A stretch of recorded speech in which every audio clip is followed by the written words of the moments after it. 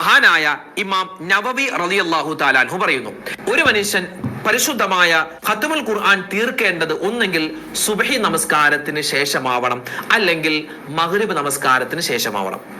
നിർബന്ധമായ കാര്യമല്ല, സുന്നത്താണ്, നല്ലതാണ്.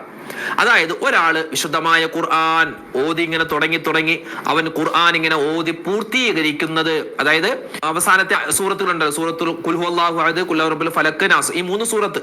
അപ്പൊ ആ 3 സൂറത്തും കൂടി ഓതിയാൽ ഖുർആൻ പരിപൂർണമായി ഖത്മുൽ ഖുർആൻ തീരും. അപ്പൊ എന്താണ് ചെയ്യേണ്ടത്? ആ 3 സൂറത്തുകൾ സുബഹിക്ക് ശേഷമോ അല്ലെങ്കിൽ മഗ്രിബിന് ശേഷമോ ഓതി തീർത്തിട്ട് അവൻ ആ ഖത്തം പൂർത്തീകരിക്കുക. അങ്ങനെ ചെയ്താലുള്ള ഗുണം എന്താണ്?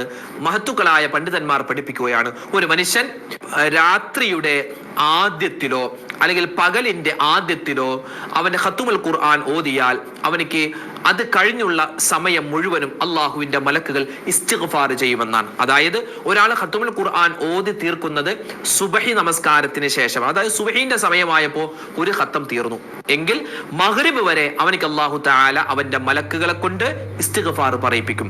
ഒരാൾ ഖത്മുൽ ഖുർആൻ തീർന്നത് അസറിന് ശേഷമോ മഗ്രിബിന് ശേഷമോ ആണെങ്കിൽ അടുത്ത സുബഹിയുടെ സമയം വരെ അള്ളാഹുവിന്റെ മലക്കുകൾ അവനിക്ക് വേണ്ടി ഇസ്തിഗ്ഫാർ പറഞ്ഞുകൊണ്ടിരിക്കും. അത്